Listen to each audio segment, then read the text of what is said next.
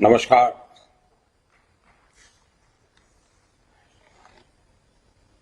Bharatiya Janata party की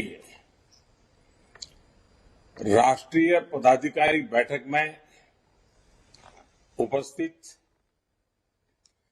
Bharatiya Janata party के सभी साथियों, देश भर से हमारे साथ जुड़े हमारे सभी सहयोगी,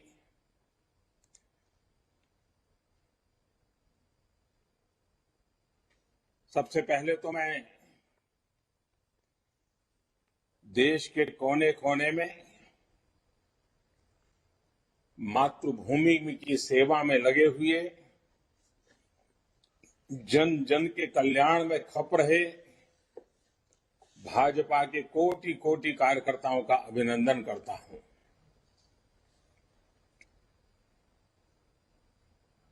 जनसंघ से लेकर के जो हमारी यात्रा शुरू हुई है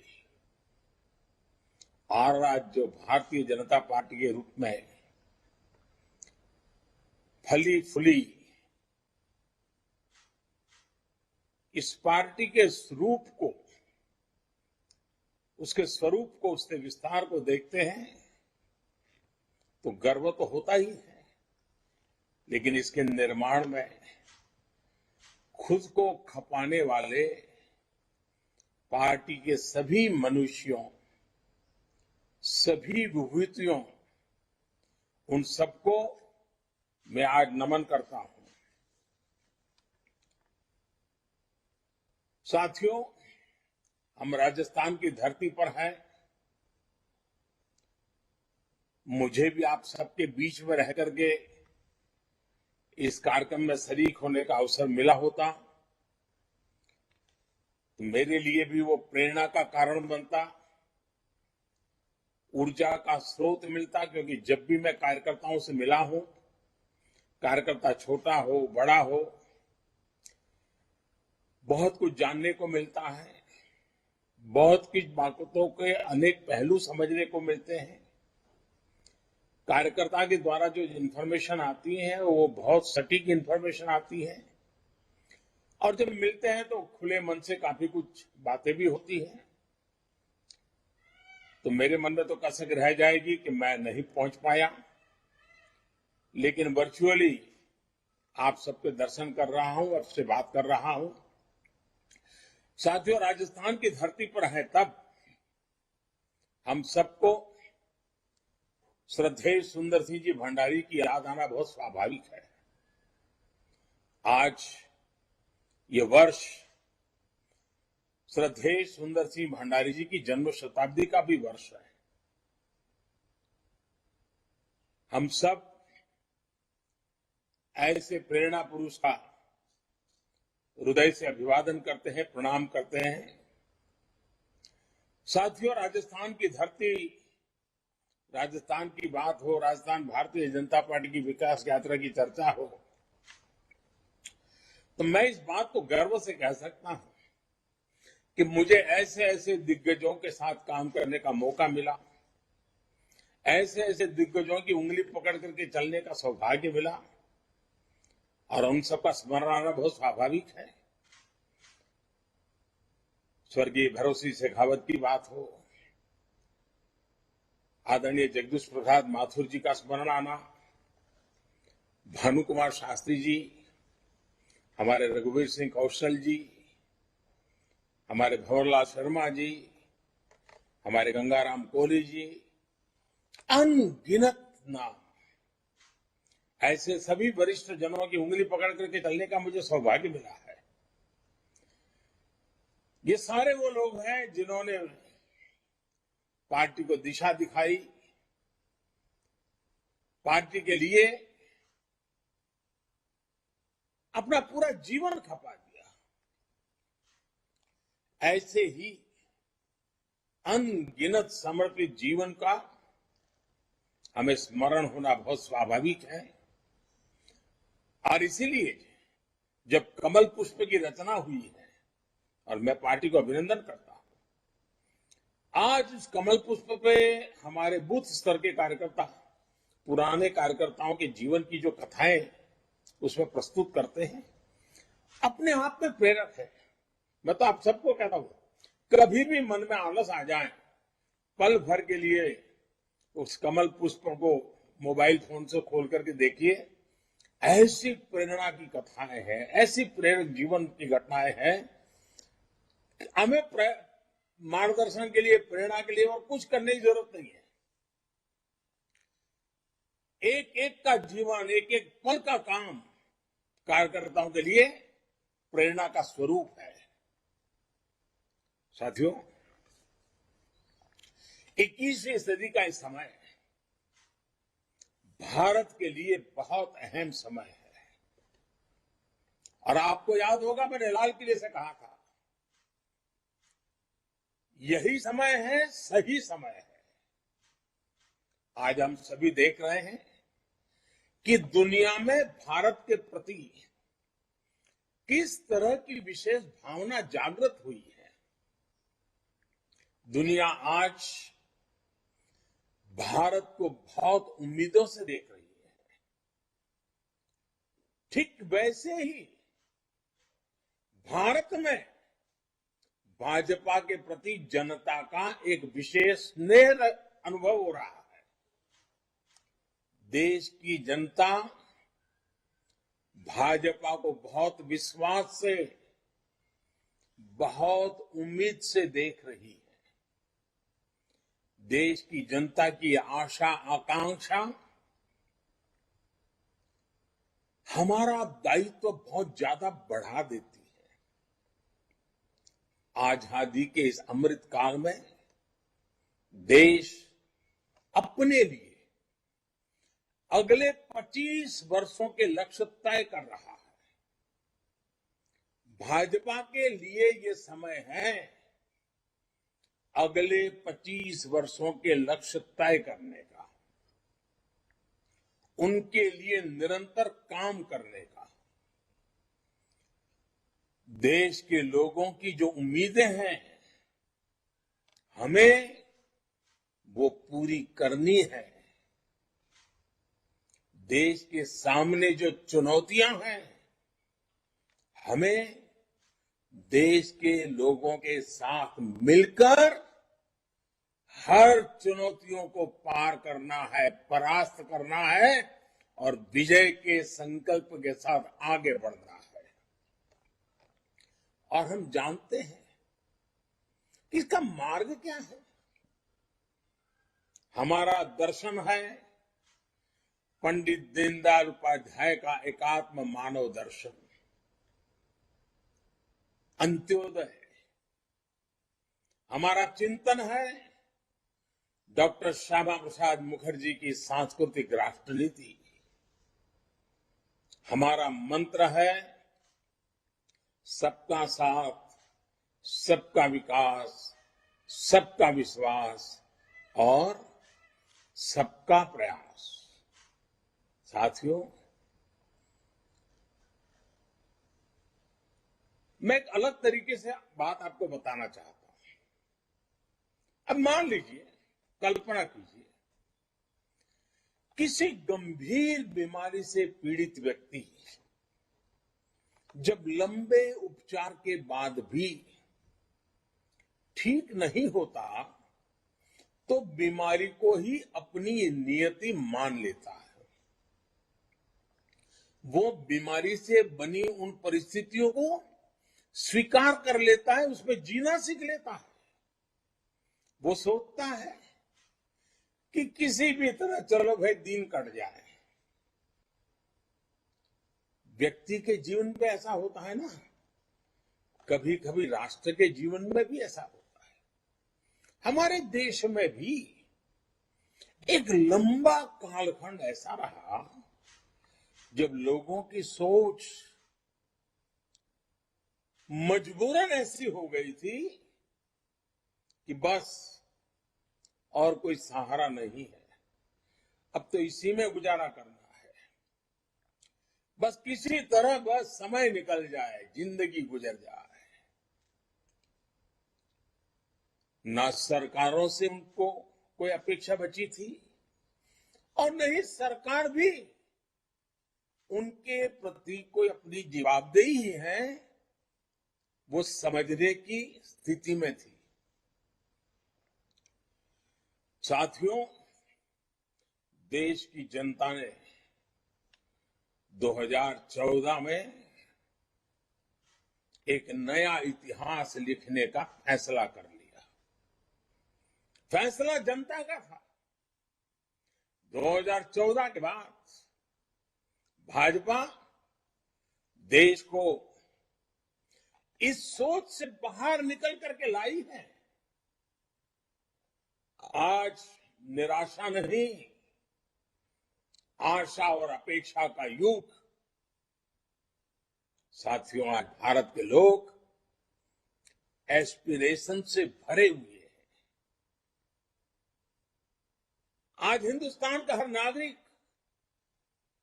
नतीजे चाहता है, सरकारों का काम करते हुए देखना चाहता है। वो अपनी आंखों के सामने परिणाम प्राप्त करना चाहता है, परिणाम देखना चाहता है। राजनीतिक नफा नुकसान से अलग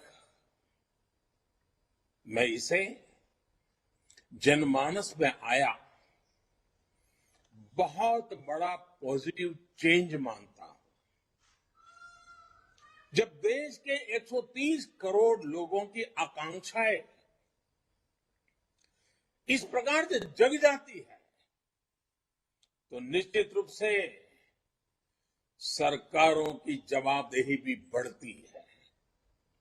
उनके लिए काम करना अनिवार्य हो जाता है। सार्वजनिक जीवन के हर व्यक्ति के लिए ये जन जागृति अनिवार्य रूप से काम करने के लिए प्रेरित भी करती है, दबाव भी बनाती है। और इसलिए देश के लोगों की बढ़ती हुई एस्पिरेशंस में मैं देश के उज्जवल भविष्य को भली भांति देख रहा हूं। और जब ये सारी चित्र मेरे सामने मैं देखता हूं, आत्मविश्वास से भरे हुए देश के युवाओं को देखता हूं, कुछ कर गुजरने के हौसले के साथ, भागीदारी के विश्वास के साथ आगे बढ़ती बहन बेटियों को देखता हूं, तो मेरा आत्मविश्वास भी कई गुना बढ़ जाता है। साथियों, जब अपेक्षाएं बढ़ती हैं तो अपेक्षित परिणाम लाने के लिए परिश्रम की पराकाष्ठा करने का जज्बा भी बढ़ता है। यही जज्बा देश को आजादी के इस अमृत काल में नई ऊंचाई पर ले जाएगा। साथियों, आजादी के इस अमृत काल में देश जिन बड़े लक्ष्यों पर काम कर रहा है, तब हमें कुछ बातें और भी याद रखनी जरूरी है। भाजपा का कार्यकर्ता होने के नाते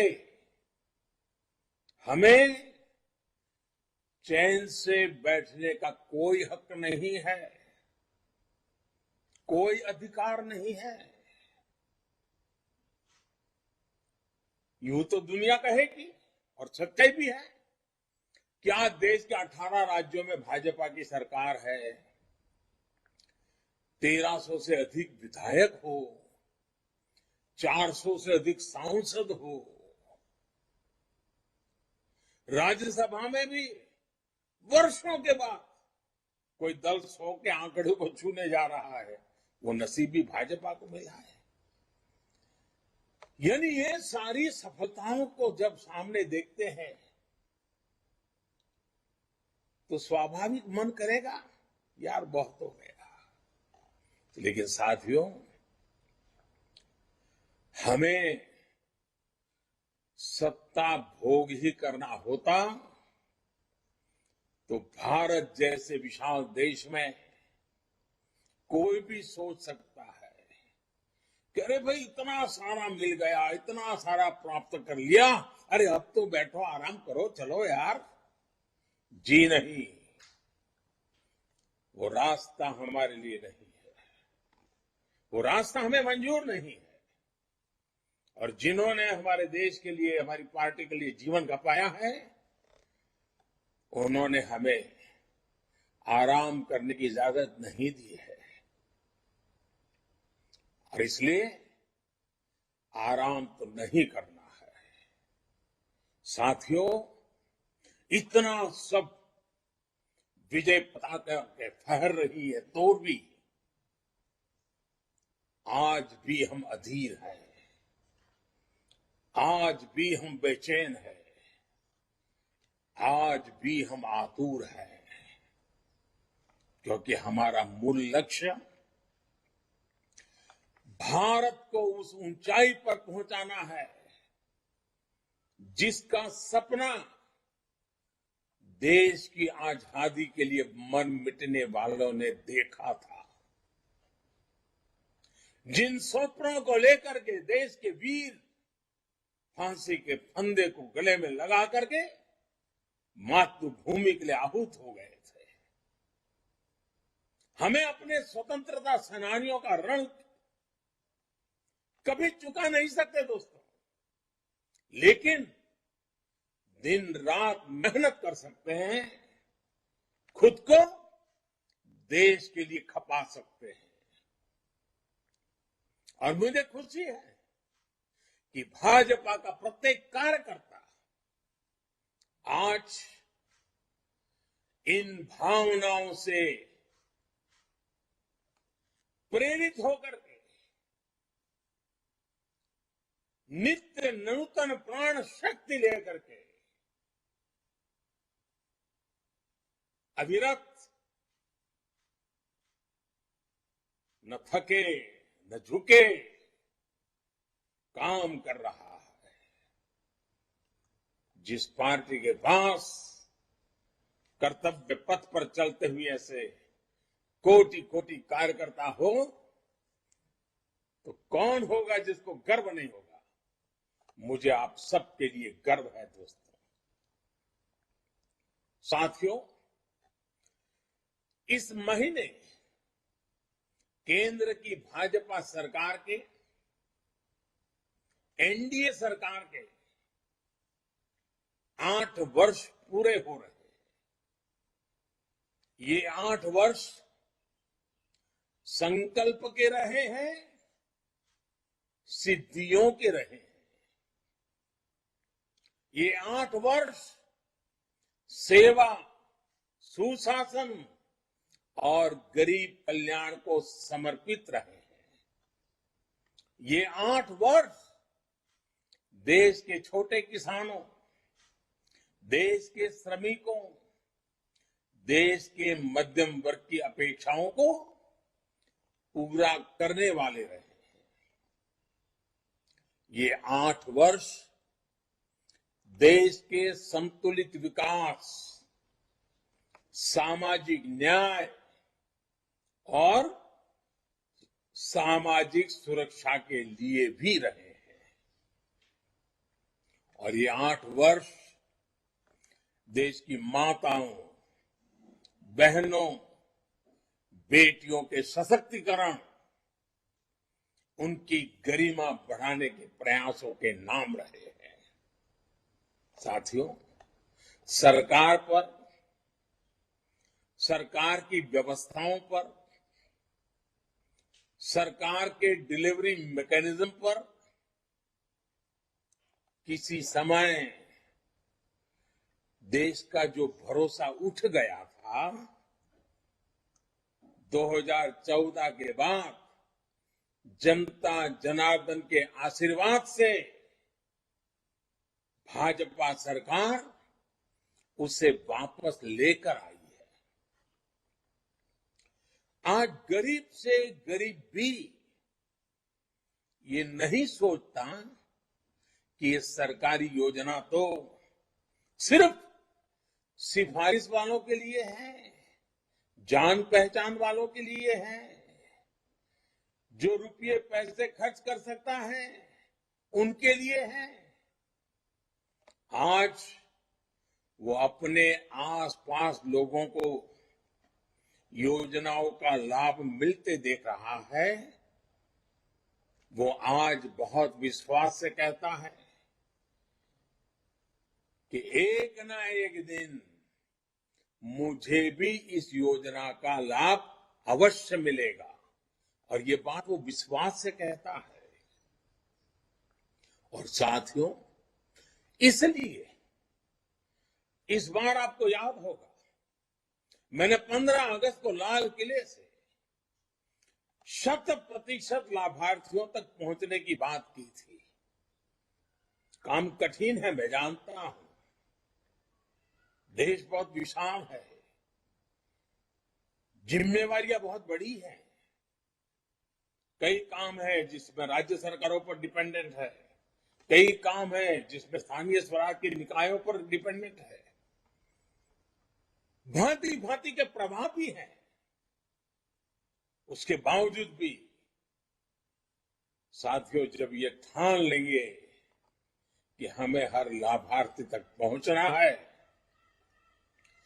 एक भी व्यक्ति के छूटने की गुंजाइश को समाप्त कर देना है, तो तय लक्ष्य तक जरूर पहुंचेंगे। और इसके लिए मैं लगातार एक बात सरकारी अधिकारियों से, अन्य राज्य सरकारों से करता रहता हूं, सैचुरेशन की बात करता हूं। सैचुरेशन का ये सिर्फ पूर्णता का एक आंकड़ा भर नहीं है, लेकिन जब हम सैचुरेशन की बात करते हैं, सैचुरेशन पर बल देते हैं, तो ये भेदभाव, भाई भतीजावाद, तुष्टीकरण, भ्रष्टाचार के चंगुल से देश को बाहर निकालने का माध्यम है। भारत के सामान्य नागरिक को सरकारी दफ्तरों के चक्कर से मुक्ति दिलाने का जो अभियान बीते 8 साल से देश में चल रहा है, सैचुरेशन का अभियान उसको और सशक्त करेगा। और इसलिए आज राष्ट्रीय पदाधिकारियों की इस बैठक में हम सभी को इस संकल्प के साथ आगे बढ़ना है कि हम जिस भी क्षेत्र में होंगे, जो भी हमारा कार्य क्षेत्र होगा, वहां कोई भी गरीब, कोई भी हकदार नागरिक योजनाओं के लाभ से वंचित नहीं रहेगा। इसके लिए भाजपा को नए जागरूकता अभियान शुरू करने चाहिए। चुनाव के समय जैसे हम हर बूथ तक जाते हैं, हर परिवार में पहुंचते हैं, उसी स्पिरिट से घर घर जाना है, एक एक नागरिक तक जाना है। हर घर भाजपा, हर गरीब का कल्याण, हमें इसी भावना के साथ लगातार काम करना होगा। आप में से बहुत सारे लोग जानते होंगे, और खास करके जब राजस्थान में आप बैठे हैं तो शायद वहां भी कोई ये कहावत जरूर आपके कान पर पड़ेगी। राजस्थान में अक्सर एक कहावत कही जाती है, अम्बर को तारो हाथ से कोनी टूटे, यानी आसमान का तारा हाथ से नहीं टूटता है। साथियों, ये कहावत अपनी जगह पर सही है, और इसलिए हमें ये भूलना नहीं है कि हमारा लक्ष्य आसमान जितना ऊंचा है, इतनी आसानी से नहीं मिलेगा, लेकिन मेहनत करेंगे तो उसे प्राप्त जरूर करेंगे। साथियों, जिस एक और विषय पर हमें निरंतर कार्य करते रहना है, वो है देश में विकासवाद की राजनीति की चौतरफा, चहुं दिशा में स्थापना होनी चाहिए। कोई भी दल हो, उसको भी विकासवाद की राजनीति पर आने के लिए मजबूर करना। साथियों, हम बड़े गर्व से कह सकते हैं कि ये भारतीय जनता पार्टी है जिसने विकासवाद की राजनीति को देश की राजनीति की मुख्य धारा बना दिया है। आज कोई भी चुनाव हो, विकास में विश्वास करने वाले लोग हो या न हो, समाज को तोड़ने की राजनीति करने वाले लोग हो तो भी, शॉर्टकट ढूंढ करके सत्ता पाने के नुस्खे आजमाने वाले लोग हो तो भी, चाहते हो या न चाहते हो, लेकिन चुनाव में हर किसी को विकास के नाम पर बात करनी ही पड़ती है। चुनाव के मैदान में विकास की चर्चा करनी ही पड़ती है। और गर्व है भारतीय जनता पार्टी कि हमने राजनीति को इसकी विकासवाद की धारा के साथ प्रमुख रूप से बल दिया है। लेकिन साथियों, हमें ये भी देख रहे हैं कि जो लोग विकासवाद की राजनीति से बच नहीं सकते, मजबूरन विकासवाद में आना ही पड़ रहा है, तो उन्होंने राजनीति में विकासवाद को भी विकृति के दिशा में धकेल दिया है। ये राजनीतिक दल तत्कालीन लाभ के लिए, फायदे के लिए, देश के उज्जवल भविष्य के साथ, राज्य के उज्जवल भविष्य के साथ